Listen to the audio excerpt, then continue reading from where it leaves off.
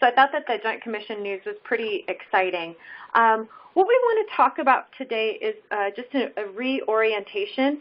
Again, in some really good news, we have additional hospitals that are joining us. So now we're up to 28 hospitals that are participating in the hypertension bundles right now. So wanted to present again what it is we're doing and how all of these things are connected. And then very importantly on today's call, we're going to start talking about data, data collection, case ascertainment, and get us ready for our first data submission, which is coming up in the fall here. So just to remind folks, we have the hypertension bundles. These are the ones that the Joint Commission are real excited about. And each of the bundles, both hypertension and then for those hospitals that are participating in hemorrhage, as well as there's a host of other topics that the AIM collaborative has put together, but they're all organized in the following general areas, that of readiness, recognition, prevention, response, and then reporting and systems learning. And that's basically the path that we're all following for our quality improvement initiatives. Next slide. This is our key driver diagram for the initiative. And what you can see over to the left-hand side is the goals of GaPQC here. And I just want for all of us to keep this central about why it is we're doing what we're doing and what we hope to achieve. And so our SMART goal is that by December 31st, 2021, we would like to statewide reduce the rate of severe morbidities in women with preeclampsia, eclampsia, superimposed preeclampsia by 20% as a state. How we plan to go about this, we have arranged our key drivers the same way that the AIM bundles do, that of readiness, recognition, response, and report systems learning. And then you can see all of the specific interventions that will help us get to a space of readiness, help us contribute to improved recognition and response and systems learning. And one of the things that we thought might be helpful is to go through each of these interventions and just remind folks about what all of these things are. When you're sitting with your teams at your hospital level, these are the very pragmatic things that you may elect to do at your hospital level. We would like to acknowledge that every hospital is an entity to itself, and that for some folks you may be a part of a big system that has a plan about how they want to accomplish things, or you may be already utilizing some tools and these don't map exactly onto what is relevant for you at the hospital level. We are totally okay with that. But thinking through this as the overview for the state's goals, you can just take a look and potentially use it and modify it at your hospital level to say, you know, this resonates, these are priority areas. It can also be a way that your team can select, you know, what are those low-hanging fruit types of wins that you can have for your teams, or which of those do you think are more urgent given their potential impact for your patient population.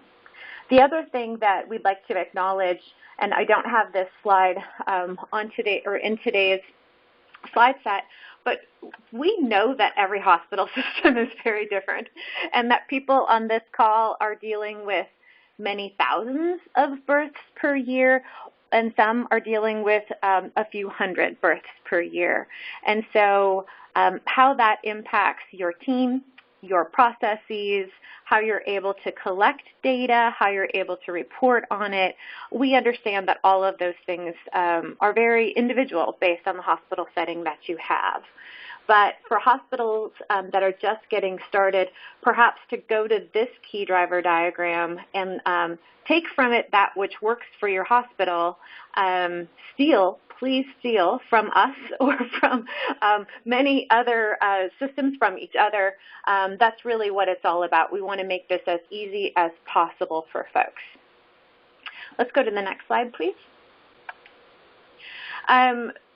Specifically, we thought that we have our outcome measures, which you saw, which was a 20% reduction of severe maternal morbidity.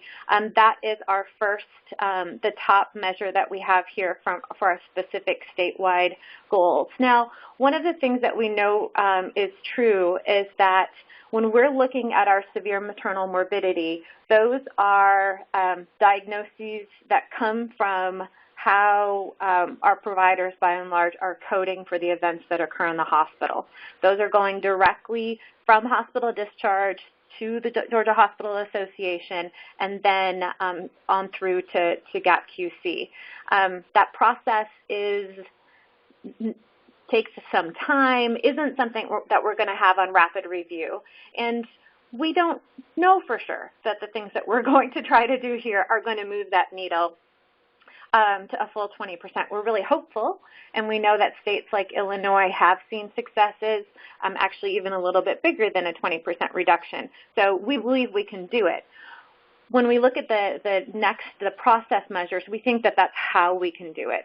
And so over the next year, probably plus, we will be focusing on getting this information from hospitals and helping you get to have these processes in place as a foundation, so that hopefully if we can get these focus areas accomplished, then that will lead to the severe maternal morbidity. Now you'll note that this slide has far fewer interventions than does the key driver diagram on the previous slide. That's because it felt like we could only, if we want to focus on some things, we had to prioritize things that we believe have big impact and that our hospital teams can accomplish. If folks that are on the call think that these aren't great measures to focus on, we'd be very happy to talk about that more. But in talking with other states' quality collaboratives, these do seem to be doable and important as far as moving the needle on quality of care. Let's talk through each of these a little bit more specifically. So the first is appropriate medical management in under 60 minutes.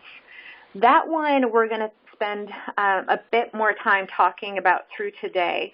And this one is one of the more challenging because of the case identification that I referenced earlier.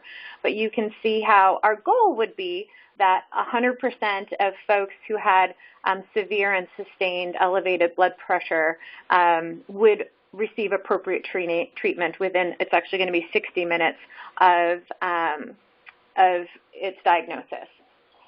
The next process measure is having debriefs, team debriefs on all new onset severe range hypertension cases. So that helps teams have confidence with their protocols, confidence that their systems are working appropriately and that they're able to get medications to the bedside, that they have the staffing and the education for their staffing and providers to support that. And then the final one is the discharge education and follow-up within 7 to 10 days for all women who had a new diagnosis of severe range blood pressure. And then even shorter follow-up for those who are on medications. And again, our goal would be that this happens for 100% of postpartum women. Looking at 100%, perhaps that you may feel like that's a little bit lofty, and I'm happy to hear feedback about that as well. Part of the reason that we selected this particular goal for folks is that for hypertension, a good number of the morbidity events and mortality events that happen because of hypertension happen after a woman's been discharged from the hospital. And so these things could happen when she's at home, after she goes home and comes back into the emergency room, or sees a family practice doc or some other provider in a different setting. And so making sure that we can elevate the patient's education about her illness as well as the warning signs that she needs to alert a provider to is really, we think, critical and will help patients and families be able to participate in this reduction of morbidity and mortality. Terrell, can you unmute for a second? And I would just like to hear from folks if they have let's see, I actually have one question. Here we go. I have a question in the chat box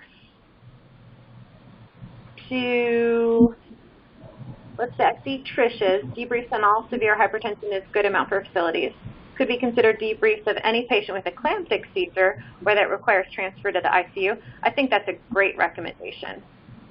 And so changing the debrief to something that is a little bit more severe, if you will, so that folks don't have 5 debriefs in a day. That seems like a very reasonable thing. And then let's see the other questions.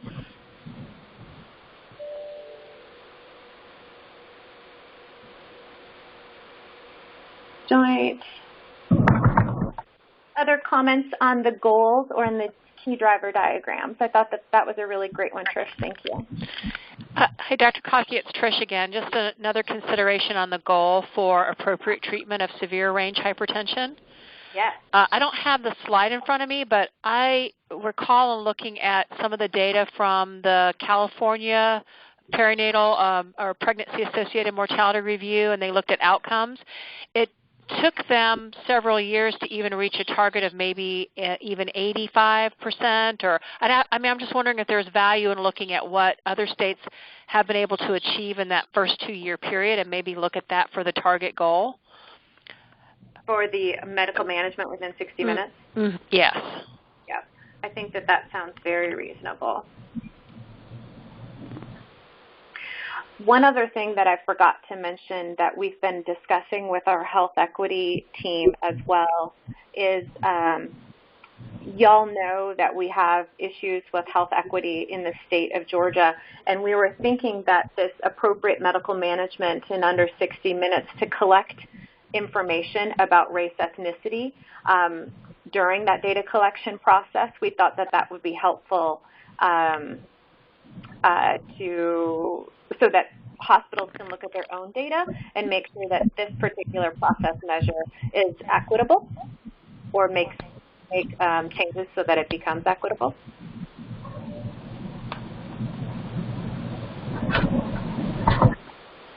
Hearing nothing, I'm hoping that's supported by the team. And then Jenny had a recommendation in the chat box. I like this, Jenny. Do you want to share with folks what your recommendations are and what you all are doing?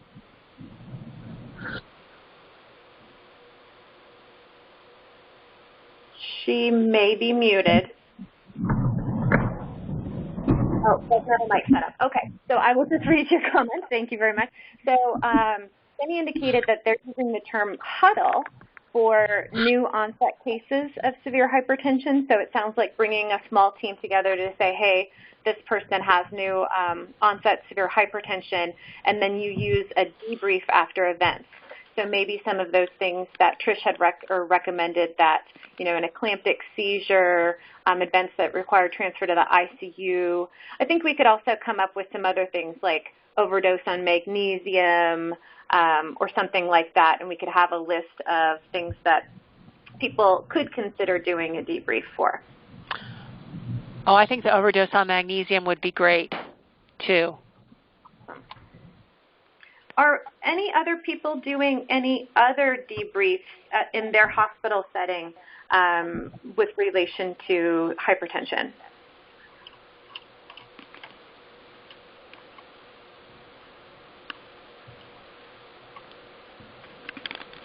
All right.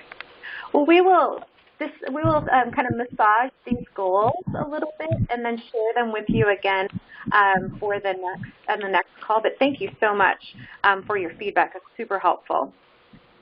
Cheryl, can you go to the next slide, please?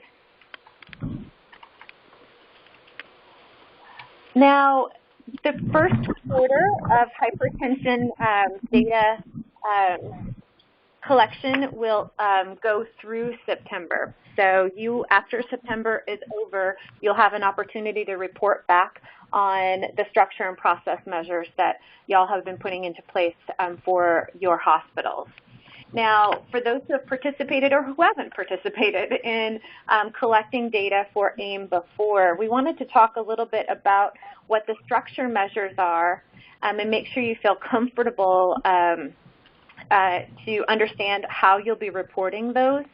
The other thing is to be, if you think that any of these would be challenging, given kind of like what you know, so that we can talk through them collectively as a group and make sure that folks have what they need in order to be ready to submit their data in October.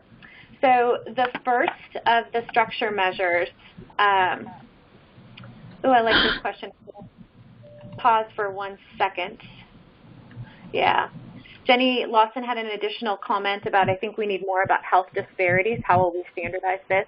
African American women are more likely to develop preeclampsia in the population. You're exactly right. And so we thought that collecting that data would be the first place to start.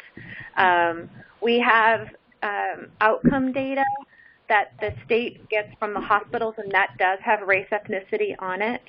But as far as process measures, we thought that the time to treatment would be one that we could move on. The other thing that hopefully we'll have either on the next call or before the next call will be the state's assessment of the outcome measures, the severe maternal morbidity by race ethnicity, so that y'all can see what we have. We can't get as granular as the hospital level for those data, but at least it's a place to start. Looking at these hypertension structure measures that you see in front of you, again, this is what you'll be asked to fill out once the quarter ends. And so the first structure measure is, has your hospital developed OB-specific resources and protocols to support patients, families, and staff through major OB complications? I think it'll be really interesting to see what we do. There's a lot of work in this area right now, particularly for patients and families. One whole big bucket, birth trauma is something that the field is hearing more and more about, and certainly some of these events would fall into that category. And then we're also feeling about the secondary trauma that happens for the staff who participate or who are, trying so hard to help families. So that's one structure measure that probably some people already have something for, but I think it would be really great as much as we can share with each other what folks have done. That'll be helpful. Debriefs we've talked about, and we will refine this one a little bit further down. Multidisciplinary case reviews. So we'll ask you if your hospital has established a process for performing multidisciplinary system-level reviews on those outcomes admitted to the ICU, 4 or greater units of blood for transfusion, or were diagnosed with a venous thromboembolism. The unit policy and procedures. This is just, does your hospital have a policy and procedure? Has it been updated in the past couple of years about how people within the unit should be approaching measurement of blood pressure, treatment of elevated blood pressure, administration of magnesium sulfate, and treatment of magnesium sulfate overdose? And then the following were some of these bundle processes like order sets and tracking tools integrated into your hospital's electronic record system. Now, we have some data on the next slide, please. We have some data from y'all already that will serve as a bit of a baseline for us. So this is, do you have a support plan for patients, families, and staff? And we can see how this is something that some hospitals have, but just under half of our hospitals have right now. Next slide, please. Do we have a protocol for notification of severe blood pressure?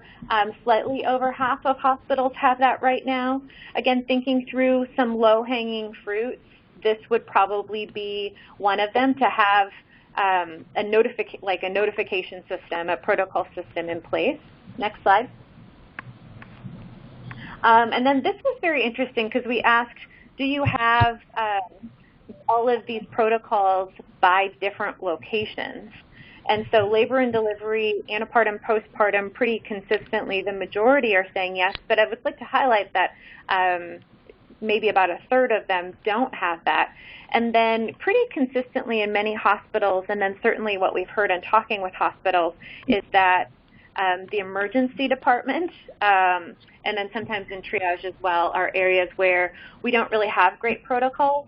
I would like to highlight that that is something that we as a statewide collaborative are working on, is to get information to the emergency rooms and to the emergency responders so that they can help us in this work because we're not always there. Next slide, please. The process measures, so number of unit drills, so how many drills did you do and then what were the topics that were covered? Provider education, what proportion of physicians and midwives have completed educational programming on severe hypertension preeclampsia.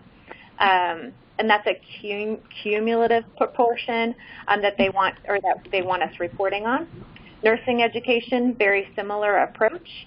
And then P4, treatment of severe hypertension. This is the one that we're going to spend a little bit more time on, as I hinted earlier today. And I think, and Diane Terrell, Lauren, please correct me if I'm wrong, that this one is not only the most complex of the process measures, but also the one that we may not be collecting given in this first quarter because we want to help all hospitals get to a point where they feel comfortable with their approach. With that said, thank you. Thank you. With that said, the denominator is women with persistence, meaning twice measured, 2 separate blood pressure measurements within 15 minutes of new onset severe hypertension, defined as greater than or equal to 160/110, excluding someone with chronic hypertension. And then the denominator is of those people who were treated within 1 hour with IV labetalol, IV hydralazine, or PO nifedipine. Next slide, please. Giving a sense of how some hospitals are already doing, just at baseline with drills, you can see how the majority have some amount of drills. The 11 folks are doing drills quarterly, and then about 5 are doing them annually, 4 have some other tempo, and then there are about 5 hospitals who have no drills at all. Next slide. Here are some of the topics that folks have been doing drills on, and that's it. That's all the information I have on that slide. Next slide, please. This is I thought, an interesting question that folks responded to. Like, how does your department track outcomes from labor and delivery at your hospital? And you can see how different space or different facilities manage that differently. A large number of you are already doing chart review, and then the majority of you also have some element of computer-generated reports that kind of help you track the quality work that you're doing. And then a couple of folks are doing QA down on every chart, which is amazing. But I thought we should have this information in our minds as we talk about kind of the next things that we want to go over. Next slide. This is, we've already talked about the denominator and numerator already, but just so it's fresh in your mind. Next slide. And then I want to invite Trish to chat with us for a couple of minutes or more, as long as you need, because I think one of the things that many hospitals will need to think through is how to identify cases, how we can be consistent with identification of cases, and then how we're going to go through the process of collections or data collection so that hospitals will be able to answer the 4th process measure. Trish, how do you feel about that? I'm fine with that. Thank you. Yes, thank you. So I think the case identification is the hardest part, depending on whether or not you can work with your electronic health system to get a report that's generated, or how you're going to identify the cases. And the AIM bundle actually recommends that you use 2 sources in order to identify patients.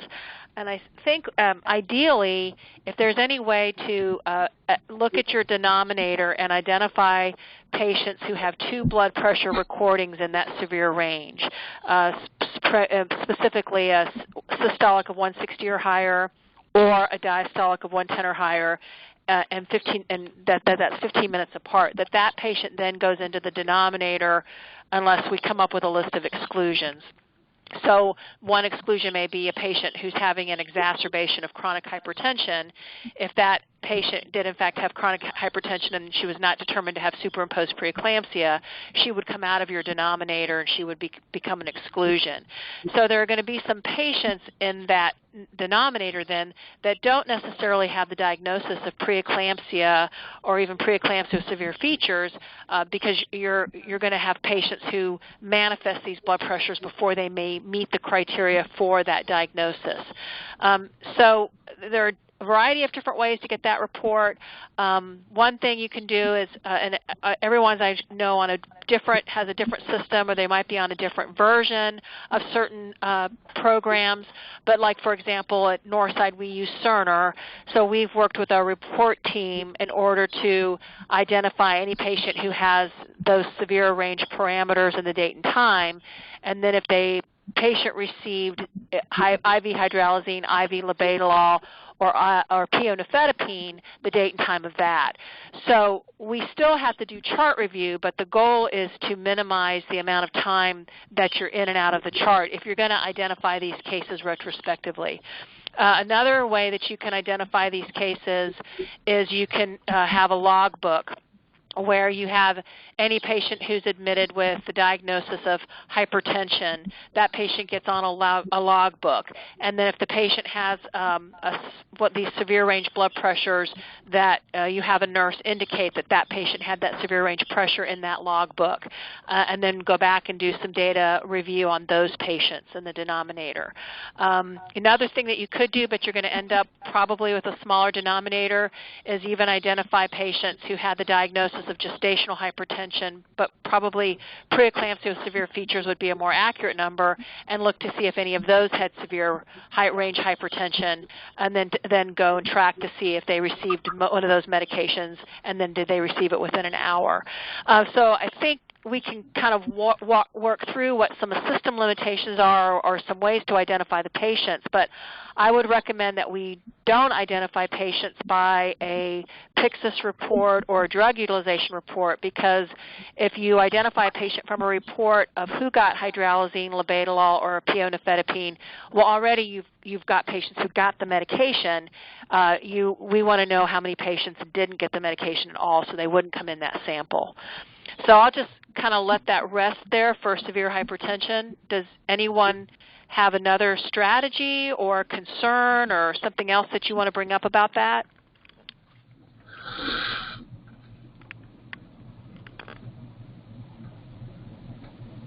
Okay, I'm looking at the chat box and I don't see anything.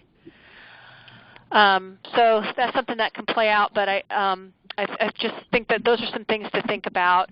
And then as far as looking at, I have to get the chat box off so I can see. So again, the vital reports or the manual tracking, maybe you do a medication report, but I wouldn't restrict it to that. Then again, you can look at reports. You can do data collection concurrently and have a running data collection tool throughout the patient's admission. And then as far as how to exclude patients with chronic hypertension, I would say, if a patient has diagnosis of chronic hypertension and there's no diagnosis of superimposed preeclampsia in the record, and they only have a diagnosis of chronic hypertension, you would be safe to exclude that case. To me, that would seem like reasonable methodology. Let's see, is there someone in the chat room here? So I have a question here. Only include patients that do not receive treatment within an hour, correct? No, I did not mean to express that. You want to include all patients who have a severe range blood pressure.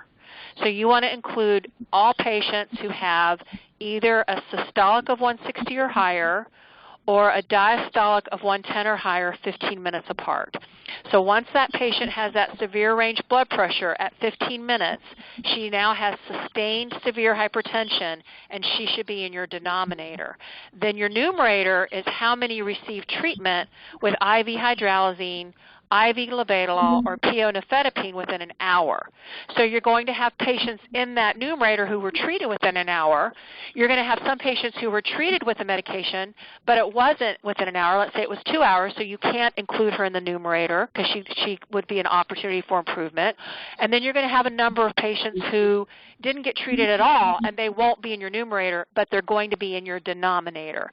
So the numerator is looking to see how many of those patients got treated with one of those 3 meds in an hour. The denominator is how many patients had severe range sustained hypertension. So I hope that clarifies that. But you want to make sure your methodology of capturing these patients doesn't confine you to just getting a drug report. Because if you rely only on a drug report, of drug utilization reports, you're already skewing your numbers because those patients did get treated. You want to look and see if there are patients who did not get treated so that you can make some substantial, you can look at your improvement opportunities and make those substantial improvements if you really want to impact severe maternal morbidity. So I hope that answers the question. Okay, can we move on to the next slide? Oh, great, thank you for saying that. So we'll go on to the next slide. So this is an example of a data collection tool. Diane Durant shared this with me this morning, and I've also seen this with some discussions with Lauren. This is a data collection tool that comes out of Illinois, correct, Diane? Yes. And Lauren? Yes. And so they're looking at multiple things. I'm not advocating that we look at anything this detailed, but certainly we can look at what are the minimum data elements that we want to collect, and we can ask you all if you would like to have a paper tool for staff to fill out to enter data concurrently, and then look at a format to do that electronically for submission to GaPQC. And if you all think that it would be helpful to design a data collection tool for your staff, then I think that's something that GaPQC can work on, and anyone who would like to volunteer to be on that steering committee, we can certainly do that if you think that that's of value. So the next question I have in the chat box is, how are you excluding those with chronic hypertension? I'll tell you what we're doing at Northside is we're looking at provider documentation. So if the patient has a diagnosis of chronic hypertension and we don't see any documentation that there was superimposed preeclampsia, then we are excluding her because there's a provider documentation. If, however, we have a patient who has no diagnosis of hypertension at all, we're looking specifically for the diagnosis of chronic hypertension and no evidence of superimposed preeclampsia to exclude that case. If the patient comes in and has no diagnosis of chronic hypertension at all, no diagnosis of preeclampsia at all, we are including her in the numbers because we want someone to clearly say she had chronic hypertension. So that's how we're excluding them at Northside. The next comment in the chat is the denominators are similar to what has been described, but they are also identifying the drugs that are administered most frequently and which providers order that. So we're working with pharmacy to monitor hydralazine use and because of a shortage of hydralazine. I think anything you want to add to the data collection tool for your needs at your facility is certainly something that you could do. One recommendation I would have is as you start looking at your rate of, I hate to call it a compliance rate, but your rate of patients who get treated within that hour, well, you may want to do a deeper dive at some point to say, for those patients who aren't getting treated within an hour, why aren't they? Is it because we're waiting to get an IV started? So maybe we can encourage people on PO nifedipine. So there will be additional data you'll want to look at for your own improvement opportunities, but it may not necessarily be anything that you're going to submit to GaPQC. There's a comment that the process measure states women with persistent trice within 15 minutes. And you're recommending that that needs to be changed to 15 minutes apart. I think, yeah, Dr. Kotke says yes, thank you. So I think that's been addressed. Okay, can we go on to the next slide, please? And on to the next slide. I don't want to belabor that.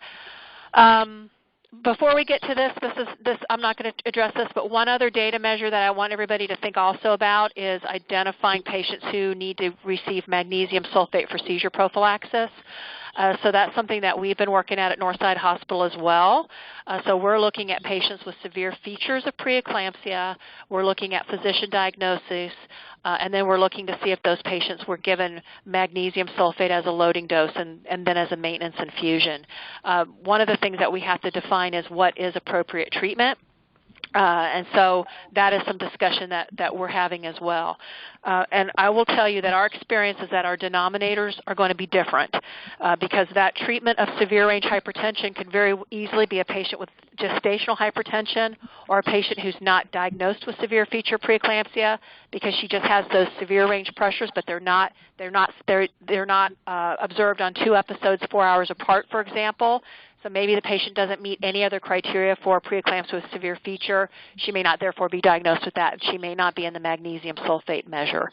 So I just want to let people know that your denominator numbers may be different. And unless anybody has any other questions for me, my portion's done. Just wanted to make a comment. This is Lauren. I don't want anybody that's on the call to feel that because Trish has explained this is the way that Northside does it, that's something that you all have to do. This is just to provide an overview and to have a discussion about some possible ways that you can think about how that can work in your facility. Please let us know if you need us to help you, if you have additional questions. We don't want anybody to feel lost, so that there are people here to help, so please let us know how we can help you. And Lauren, this is Lauren. I would be more than happy to help anybody with their QI plan. Thank you, Lynn. Thank you, Lynn, Lauren, and Trish. Thanks so much for that. I have a couple of additional thoughts. One is if you are interested in, as Trish made an excellent suggestion about us having a committee get together to kind of mock up what a baseline or what a data collection tool could be for GaPQC specifically. If you're interested in that, please put your name in the chat box or send one of us an email, and that'll be something that we try to do here over the next several weeks, is to really put something on paper that y'all can respond to. Seems like Illinois might be their collection tool might be a little too much, and maybe we want to pull back a bit. But we would love for those who are interested in participating in that process to certainly join us. In front of you, you see the plan that we have for the next handful of webinars. These are things that came from your requests when you filled out your baseline survey. So we'll be having just a brief overview, and then we'll do continual updates on how we're doing on our structure and process measures as those come in. The other thing that we are really wanting to do, and I think we all have learned so much from hearing kind of the Northside experience on this particular project, but we know that hospitals all around the state are also doing great things in this work. And so we'll be reaching out to folks to do like little, 3, 4, 5 minutes maximum about, a project that you have done or how you have taken or how you've approached nursing education at your hospital with regards to hypertension, or what your hospital has been doing with drills, so that we can really support learning from one another as we move forward. So just a heads up that we look forward to being able to share more with each other. Next slide, please. In the theme of feeling and sharing, here are additional resources that we have had that are very helpful, but please use them, and then we'll continue to share these as we follow up the phone calls as well, so you guys have access to them. Here is a question from Jenny Lawson, and I'm just going to pose it to the group. How do you address patients who have had significant blood pressure increases compared to the baseline but don't meet criteria? And I'm going to assume that you mean don't meet the criteria of 160 over 110. And then this is from Jenny Lawson. She has a large young teen population. Any thoughts on that?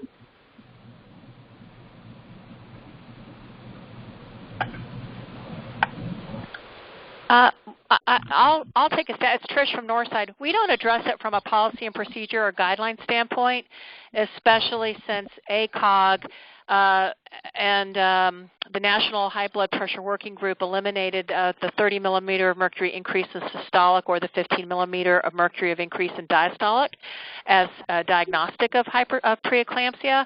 So they're not saying that an increase in blood pressure is not significant. They're just saying it's not a diagnostic criteria for preeclampsia. So as a result of that, because of that, we're leaving that up to the individual provider. We're not addressing it from a policy, procedure, or guideline standpoint. And I think that makes perfect sense, right? Like that's something to pay attention to, but wouldn't go into what you're reporting for from a process measure that we've been discussing.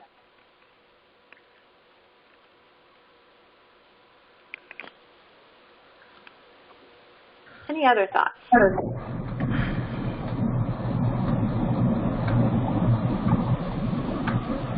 Okay. I think the next slide is the last slide.